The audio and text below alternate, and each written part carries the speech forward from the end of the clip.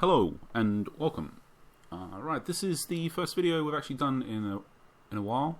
I think since around the 23rd of August, give or take, a day or two. Can't quite remember. And until now, which I think is the 11th of September. So basically, I think in summary, that's really all of the fourth weekly league last season. So that's the summer league for last season, and the first weekly league for this season. So it's the autumn weekly league for this season. So we didn't do any videos for all of that. We did mostly that's just because we didn't have any time to do the videos. We just had a lot on our plate, both sort of work-wise and personal life-wise, and just couldn't really find any time to do the videos. And we did play the game a little bit in that period. It varied a bit from day to day. Some days we didn't play at all. Other days we could just log in for like 1 minute to quickly check some things. Other days maybe it was 5 minutes. Other days it was a bit more. Could have been 15 or whatever. But on the whole, it wasn't really. It was just generally struggling to find a lot of time to really play. So I think we'll do a separate video on that, just about how we were prioritizing things. So for example, how we went about things. Like if we knew for a fact, for example, we couldn't log in the next day. Or if we only log in for 1 minute today, but we know that we could maybe log in again today later on, but only for another minute sort of thing. Or if we log in for 10 minutes or whatever. Like just generally how we prioritize that. So we'll do a video about that. But for now, this video is just going to be really kind of like a season review for last season, but also kind of just like about what's happened in the last 2 weeks sort of thing for our team, just to sort of catch it all up and hopefully, we'll be able to do videos again going forwards consistently. Maybe not as consistently as before because it was just too time consuming. This is the issue. So, but we'll try and do quite a few, and maybe it won't be like every day. There's a daily review every day. That one in particular, though, is not. It's really the other ones, the matches and stuff, because sometimes we just don't really have time to play and fully focus on the matches. Like. We sort of have time to play them, but not to do the video. That kind of makes sense. That's mostly because we're not really playing the matches properly, quite frankly, which isn't a good way to illustrate how to play the game at all. It's mostly because the matches are playing or whatever, but we're also working at the same time. So, it's on one screen, and we just sort of watch the first little bit, make sure that it sort of looks loosely like the matchup is okay for us, and then just check at half-time, and, just watch the last sort of 20 minutes or so of the match sort of thing. In game time, not in real time. Whilst we sort of do other stuff. So it's not really ideal for, obviously, you can't really record a video whilst doing that either. That's particularly the case for the youth matches as well. The thing is, just too many matches. We just don't really have time. It just takes so much time to play them all. If you have time, you have time, and if you don't, you don't, I suppose. And with the assistant manager feature at least, they were getting played, and that's part of the other video we'll do about. If you've only got a minute or whatever, how we do that, just to help with make sure the team is sort of okay for the matches. So, right, let's just get on with the review. Last season we did pretty good. I think we can go to the history. I think we won the weekly leagues, all of them for both the senior and the youth. The senior did really, really good. We finished quite high in the overall. Very good record, did very good overall. Don't expect to do as good this season, but again, on the whole, in either the senior or the youth. But we'll see how we do. I mean, obviously we got a bit of an insight now because we've also played the first week. So, but I think, in actual fact, I think our first week, I think we actually maybe lost our first 2 games of last season. I could be wrong about that. We lost 2 games pretty early anyway. So, and they actually only ended up losing 3 the whole season. I think that might be true. Might be wrong about that. Well, I might not be remembering correctly, but point remains. We got promoted. That was the goal. Again, the goal this season is to get promoted. We're not really looking to have to necessarily win everything or whatever. We're just looking to get promoted. That's really the goal. Is just to get promoted to the Masters League. That's the goal of this series. And our team, we're very heavily youth focused to make sure that when we get to the Masters League, it isn't just about getting there. It's about getting there and having a whole entire senior and youth setup that when we do get there, our team is in a position to be able to compete that very following season in the Masters League and, the next X seasons after that, like 10 plus seasons. So it's not just about getting there. It's about getting there with a team sort of set up correctly, let's say, for the long term. I don't know, for the long term, let's say, rather than correctly. So, right, what we can do is we can just go to like senior overall, and we can flick down a division. And yeah, we finished second last season in the senior, and in the youth overall, we'll flick down, and I think so we won it last season. There wasn't really, in the youth in particular, there wasn't that many teams playing, like active teams. In the higher divisions, there's a lot more active teams, so we kind of don't really expect to be pretty much like, it's not reasonable, generally speaking, to expect to win any of these sort of leagues because there's just so many teams. All you can really do is just finish as high as you can if you're interested in that. But we're just looking to get promoted, and because there's just more teams, we're just expecting it to more active teams. We're just not expecting to finish as high, basically. So outside of that, what does the team actually look like now? Senior team. Now, unfortunately, this is, it's a doubling up as the first week of this season. And the first week of this season, a lot actually happened. So we were in a position last season where we were sort of waiting in a way to try to get our guys in the auctions. And we were saying, or thinking at least, that the best time to do that was going to be at the beginning of the next season, because that's when, there's a saturation of talent in the transfer market, particularly the auctions list, because that, all the players whose contracts finished and stuff all into the market then. So we sort of knew our chances of getting the guys that we wanted in particular were going to be like, that was going to be our best moment to try and get those guys. And we did get Noam Foe, but we got him early this season. So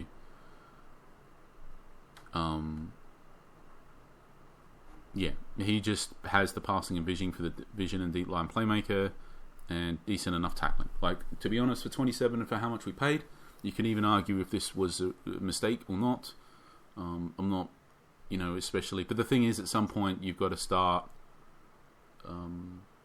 That's this season. Last season, we were looking for younger players, maximum 26. This season, we're looking for maximum 27. Next season, we maximum 28, sort of thing. But on the most part, the reason why we ended up getting this guy is just because we were looking for a deep line playmaker for so long and never found one. And this guy just had the right attributes. And, at the end of the day, it's a bit different now because, yes, it's expensive, but also we had money, basically. We had money to burn, so to speak.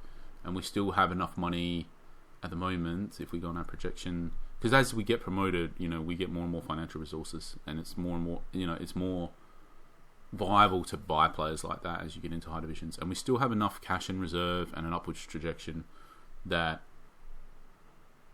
we can definitely still get players, basically. Certainly from the scouter players list, which we're trying to check each day.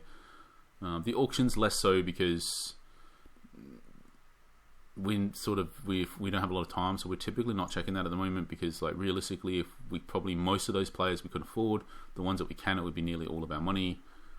We would have to sell somebody, and we don't really have anybody we're actively looking to sell without a transfer bid, really.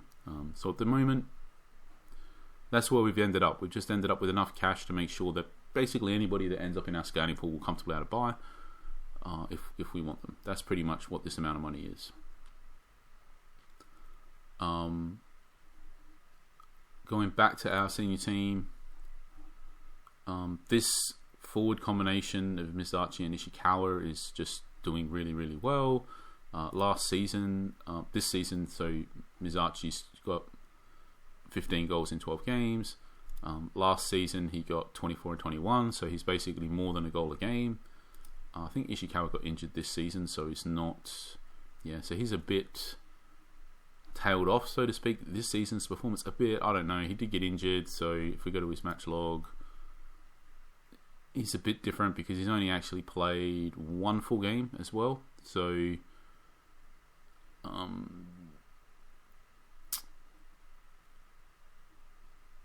that's kind of, I guess you could say this is more like 6 appearances, full appearances, something like that, rather than 8, maybe even a bit less.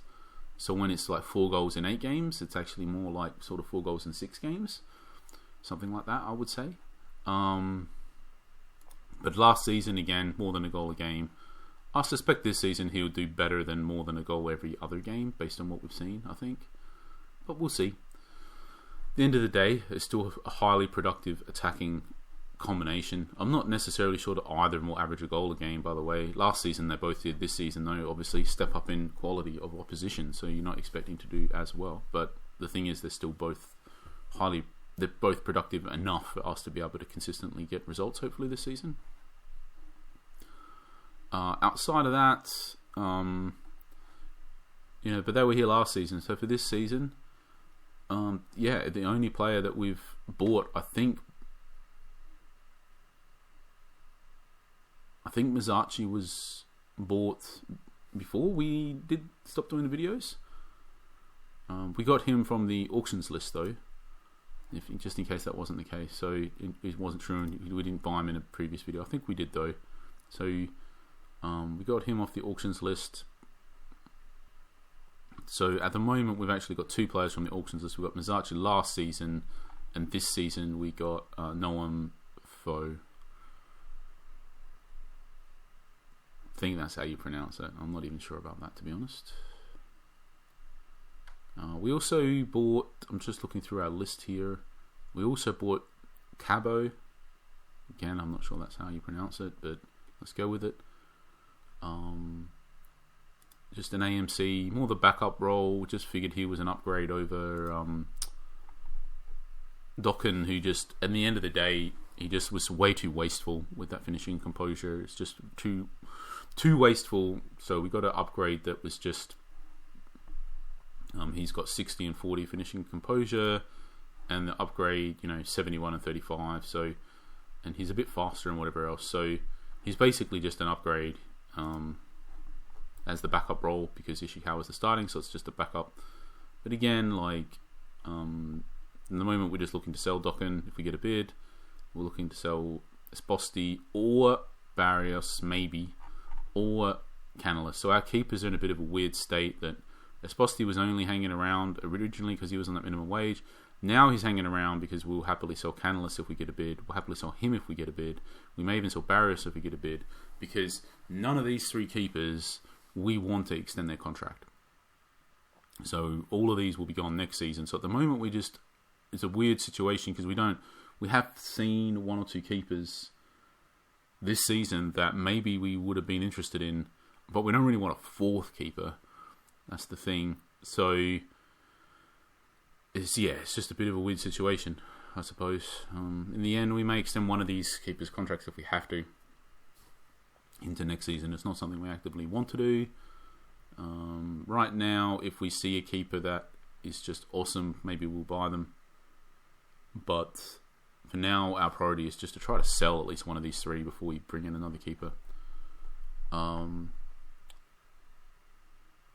I think Taraburelli was bought in the previous video. Again, he's just a backup DM, but we actually bought him before we got Foe. So now he won't play much this season. Maybe we sell Harburg if we get a bid, because he's 29 or whatever, but Harburg's actually just generally done really well for us. In fact, from Deep Line Playmaker this season, you can see there, 7 starts, 1 off the bench, 6 assists, crazy. So yeah, it's kind of crazy productive. So and I think part of that is because this season, quite a few of the matches so far, we've actually just switched to a more hoof the ball forwards in some matches. And I think if he then gets a chance to just basically, rather than building up the play through the team, it's sort of the coming to him as a deep line playmaker, and then he's just launching it straight forwards to an attacker. So I think part of those high assists would be because of that. Part of those high assists would just be statistical anomaly, I imagine. So that's where we're at, really. I think with the senior team, we did buy C as well. Alright, it's in our youth team. So let's check our youth team. This is the next big one, because we now are playing the same tactic as the senior team. how did we go about achieving that? We had to add. We didn't end up with a left or a right midfielder. That was the blocker. So in the end, we solved that by adding left midfielder to Letty, and right midfield to La Parmentia. Now, La Parmentia is also on the senior team, so this right midfield position is actually, if we go to his match log, you can see here actually, it's been a very useful position to add for us because we lost the wide we were sort of a bit short in the wide midfielder department for the senior team, which is why this decision was pretty easy to add it to this guy. Because as you can see, for the senior team, he's played 1 in MC, and then all of his other positions for youth and senior have been in MR. So it's been quite a good position to add. And yeah, he's fast, which is good. He can dribble, which is good. He's got decent wide midfielder attributes. I think he's the attacking role when we do it, but he could be the up and back role as well because he's also got the high tackling. So he's got that versatility. I'd say his main downfall, to be honest, as a wide midfielder is just that really low crossing. He's shown up a bit, but at youth level particularly, I think he sort of does a lot in matches. Right, outside of that, we added ML to Letty. Honestly, I don't necessarily say that he's awesome for ML at all, but somebody had to get it, and he was the best candidate. The best of a bad bunch, pretty much. He does have the crossing. The passing is low, which isn't ideal. It's not ideal. I feel like we wasted a position ad. I don't really know. In the end, where this guy ends up is a bit weird. I don't know if he has any real future or not. Obviously, a lot's just going to depend on the training options that he gets over time. We'll see. It's done now. I'm not sure. At the end of the day, we wanted to play the tactic. We had to add ML to somebody, and like I said, he was just the best of a bad bunch. We didn't have any real good candidates for it. So, it is what it is. We wanted to play the same tactic. At the end of the day, we had to burn one of those position ads to do it. And in the end, maybe this guy ends up a pretty useful backup for the senior team. Let's say particularly if the tackling gets up a lot, which it probably won't, quite frankly. But yeah, if he could be a useful striker off the bench, but also could potentially do the wide midfielder job, then there's potentially some kind of backup squad rotational element to his future, potentially. I'm not happy about it. Let's just be clear. That's why I'm talking about it a bit. I'm not happy that I feel like it was a waste, but like I said, just there was a whole bunch of bad options, and it was the least worst. So there is obviously one difference you'll see, which is we've got the 2 up front because we don't really have the AMC, but as fortune would have it, I think this guy got an AMC on his training option, so we've just taken this one even though it's a worse attribute boost, but we just go for it so that we can play the same formation basically. That's the main reason, because it's kind of working okay as it is. To be honest, it's probably even working better because Gardelis is like, I think Supic hadn't even scored. That's not great from that perspective, but on the flip side, Gardelis is just absolutely dominating. So just sort of having that offset is pretty interesting. So it's a similar sort of tactic, but yeah, whatever. He's going to get AMC. We'll play the same tactic. When we do that, the ball will funnel through him a lot. So unfortunately, like right now, it's like I think we could be worse basically by switching him, because I think as things stand, we're heavily reliant on Gardelis doing a lot and having the ball a lot and having to do a lot, and that's working for us. Whereas once he comes back and becomes the advanced playmaker, instead the play will funnel through him. Gardelis will be less involved basically, and Supic will be more involved. So I think in the end that probably works out worse for us. But whatever, it's just a position ad. We'll just switch and do it. If it's not working out, maybe we'll switch it back to this. Outside of that, we bought into other DC. We got Schultz. This guy was also intended to be in the senior team when we bought him. We just needed another central defender for the senior team, so that's why we bought him. He can play for the youth and the senior, so he's here. Because basically the issue is as soon as a DC gets injured, this guy can't play DC. So we got this guy. So we get one guy injured, and all of a sudden we stretch to the limit, and no DC on the bench, and two out. We can't even really field a team properly anymore. So we needed at least one more. So we got one, and this is the issue with the wide midfielders that. Raphael was injured, so he's just come back. But as soon as one goes down, which he was down, then Parmentier was on the bench getting a lot of appearances in wide midfield, and if basically two are down, he'd be starting. So we needed that extra wide midfielder, so we don't really... There were just two areas. Wide midfielder, we were lacking depth. Central defender, we were lacking depth. However, other positions like striker, we have a lot of depth. And AMC, we have significant depth. We have 3 AMCs at the moment. We also have 3 DMCs at the moment. So we're really covered in AMC, DMC, keeper, striker. Where we weren't covered was central defender, which we're now sort of sufficient, but not... These other ones we have sort of an extra, one more than you need, so to speak. These ones we have the right amount of DCs, so scope to get one more if the right one pops up. Wide midfielders, we were one short until we added that position to the Parmentier. Now we kind of have the right amount, but could have one more for the right player. And then central midfielders, I don't know. I kind of feel like we're one short, to be honest, at the moment. Bevan can play, but he can't. He doesn't have the right attributes for it. He really should just be playing striker. And I think if we look in the match log, well, he has played a bit. Both. But last season, I think he even played. He played loads of MC last season, and started a lot.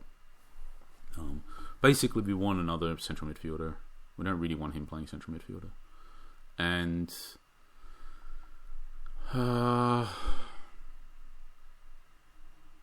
Yeah, so I'd say that's the top priority at the moment: a central midfielder, and maybe a wide midfielder, and maybe a central defender. And as we said, we have 3 keepers, but we're actually losing more this season. So what we really want is a new keeper, because we don't want to extend their contracts.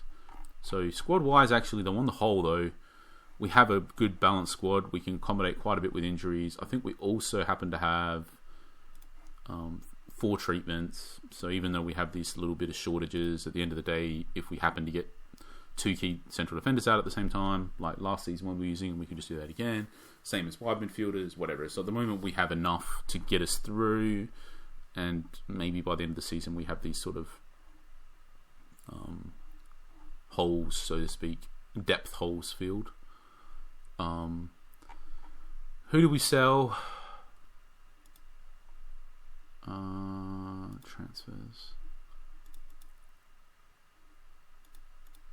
Signorini, he was just one of the starting squad, wasn't, not that big a deal.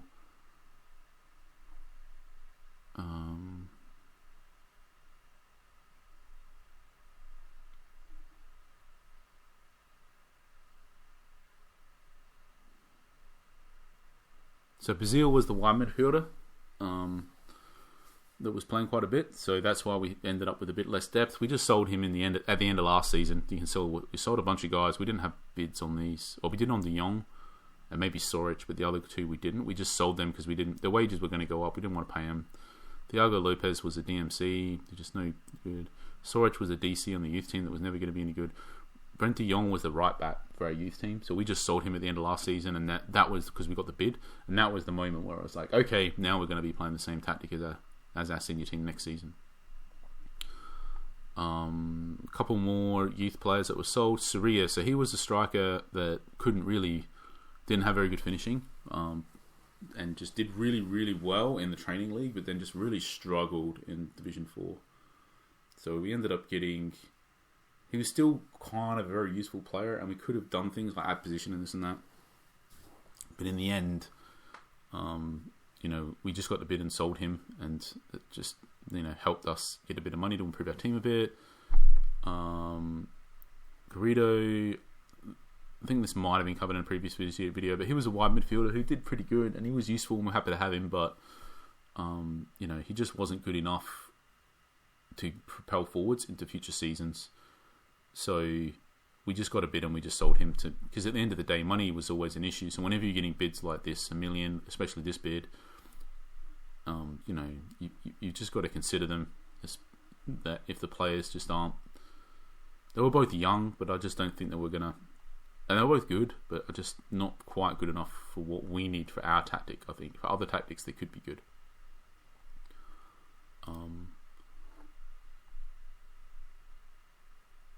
So like he's not, he had really high composure, good long shots, really fast.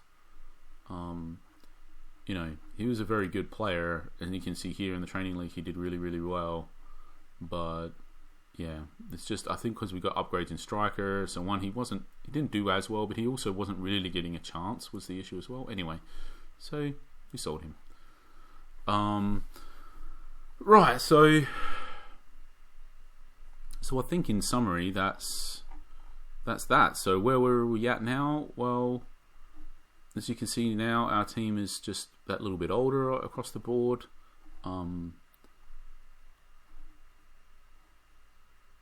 As we've taken these young pieces that we've picked up and we've just plugged in the right older players like Mizachi, like Ishikawa, like Fo, and Boothway as well.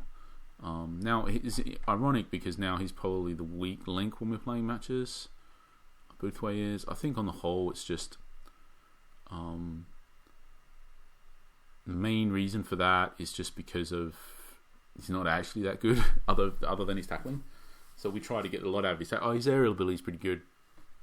I think part of the reason, anyway, he's okay. He's just the weakest link. It doesn't, out of the starting three, he could certainly still be a very good backup. But yeah, I think just in particular because he's not fast and he can't mark, and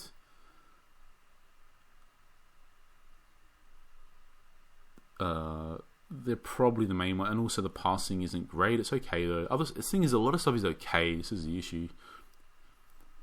I think in particular the strength not being high with not being fast is more of an issue because he can't just beat players get to all the ball first all the time easily. So a lot of the time he's sort of like either getting beaten first outright or it's kind of contesting, like getting at the same time as someone, and then the strength matters. So like the strength actually becomes more important the slower they are, pretty much. So yeah, anyway, he's not bad. He does very well, but I'd say out of our starting three, he's probably the weakest one. He's still better than any of the backups though. Right.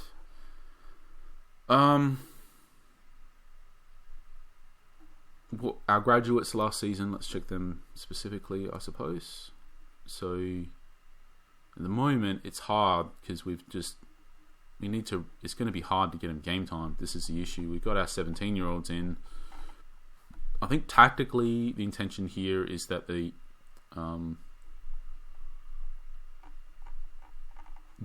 MLC and maybe the MRC, that we will rotate them. So the intention is that we will at least get some matches to the 2 MCs here.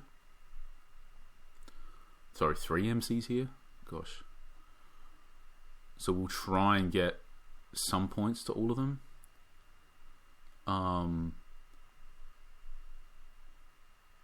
So they should be doable because I guess it's not much of a downgrade. Arguably, Sissoko isn't even the best one anyway. It's quite close actually. So we should be able to get the MCs all, they're sorted. I think the other ones though are going to be harder.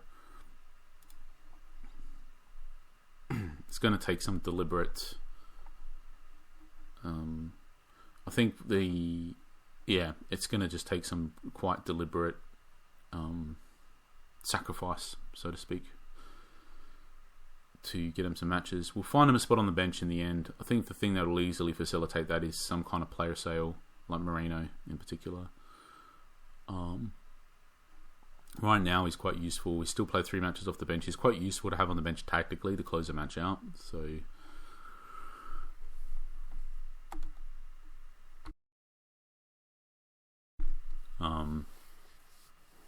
yeah, we'll juggle it all. We'll get him some matches.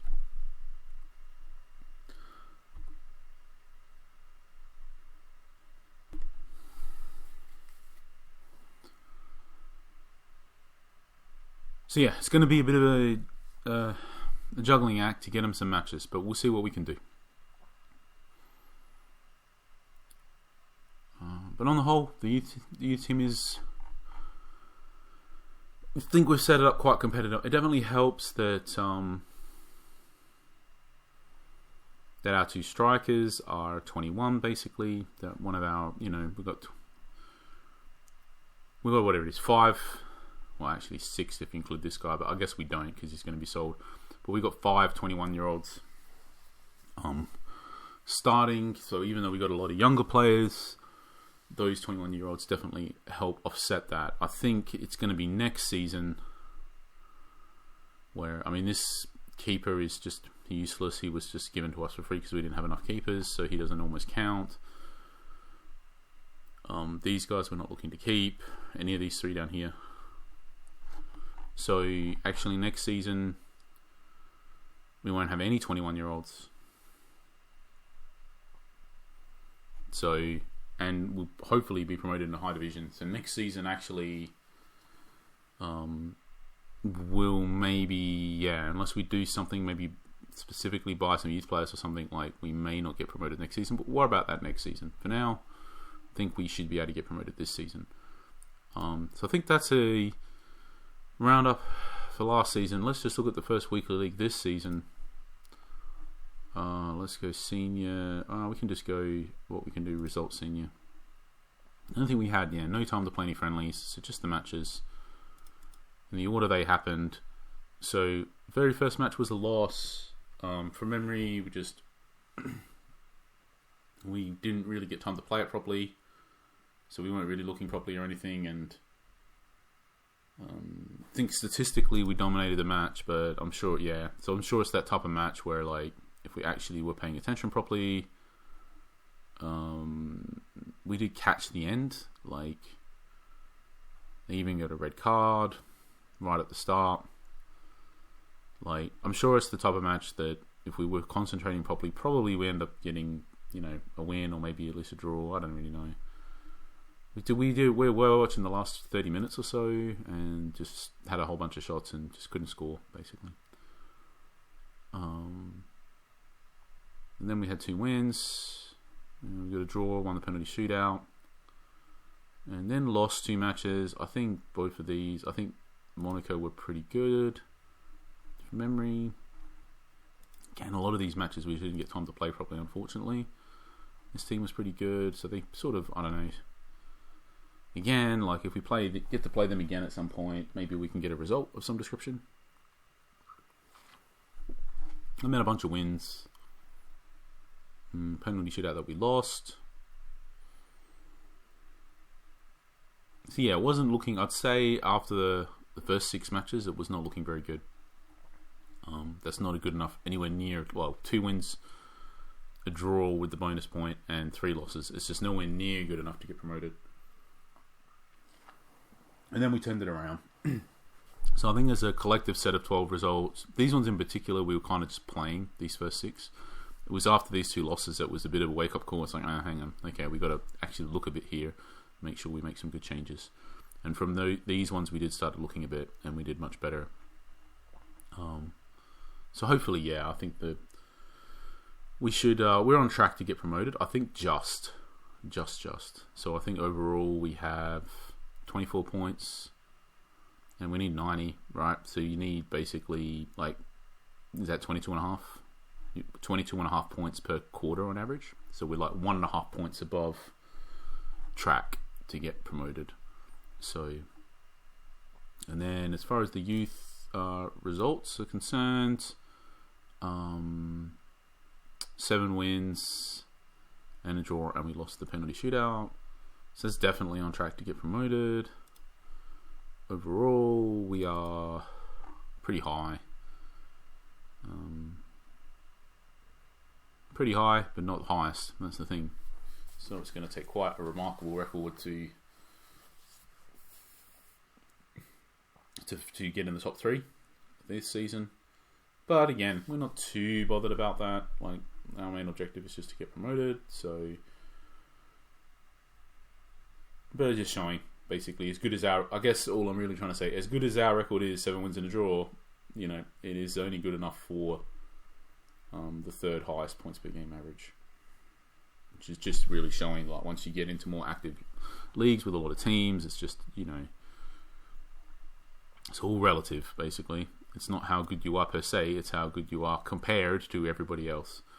And when that level of competition is up a notch, it's going to be, you got to do better to be, you have to do even better than you previously were doing to just try to even, not fall away too much, something like that. It's just way harder, basically, because of the increased level of opposition.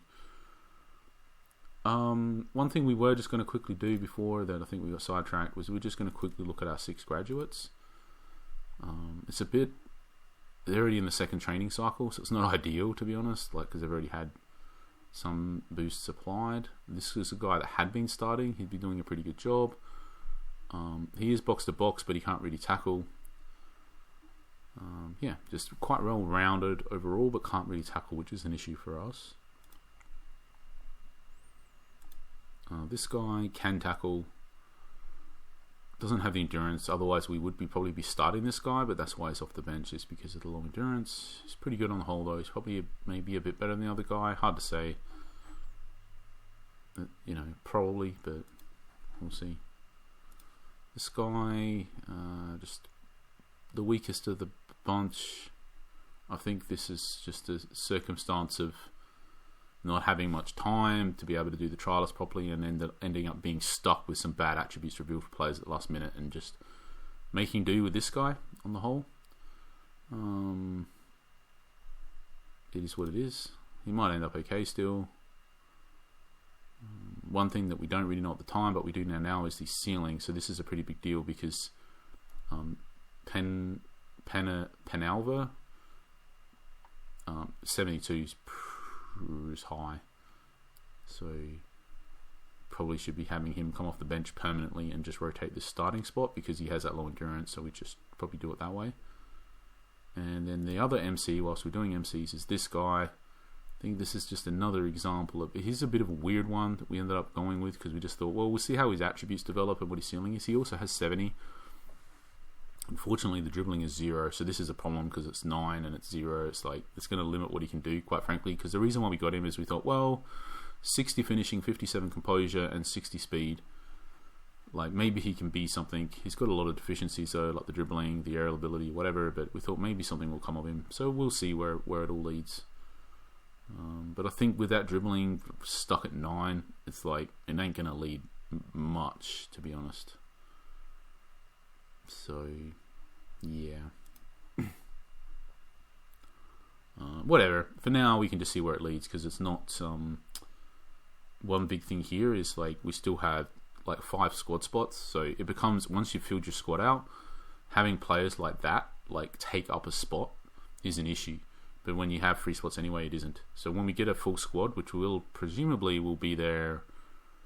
I don't think we'll get there this season, but maybe after the next batch of 6 graduates, we'll have some outbound players. But I think during next season will be when we hit that point, basically, and if not, definitely the season after, where all of a sudden, if you have players like players like this, you're probably just getting rid of, because you don't want them taking up. When you've got all your spots filled, you just don't want them taking up a spot. Basically, you want to have different players in that do have a chance to be part of the future. But for now, not an issue. So the other ones is this AMC.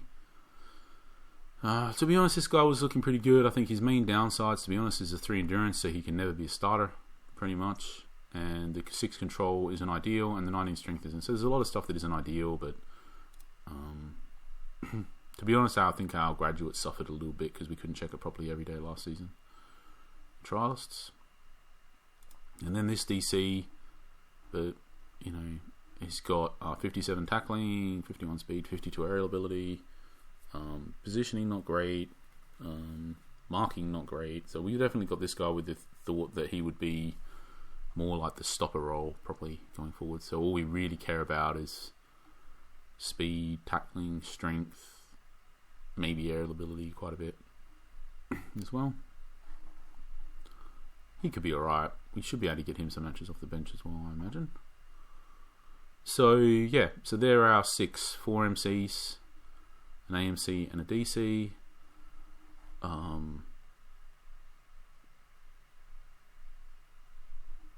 But yeah, we'll see where it all leads. I think in particular, this guy is a weird one, this guy, because he's also got that 70 ceiling. That's the thing. So, like, it all could lead somewhere. I just can't really see where with that dribbling being stuck. And then this guy with 72 ceiling, he can definitely be something great. And, you know, you can even see these training options just really solid. If all of them are just like that for season after season, like all three sets of training options, and they're like that for season after season, this guy could truly be pretty special. So we'll just keep him on the bench the whole season, I think, to just try and get some points up. So they were our graduates for last season. I'd say on the whole, like, not brilliant, but okay. And again, this is the thing, it's hard to rate this stuff, because at the end of the day, we got one guy here that could potentially be world class. So does that kind of just make it a success, even if all the rest of them don't work out? Probably. It's a bit harder when you're looking at it through the lens of a starting team, though, because it is the case that run-of-the-mill guys can still be pretty useful.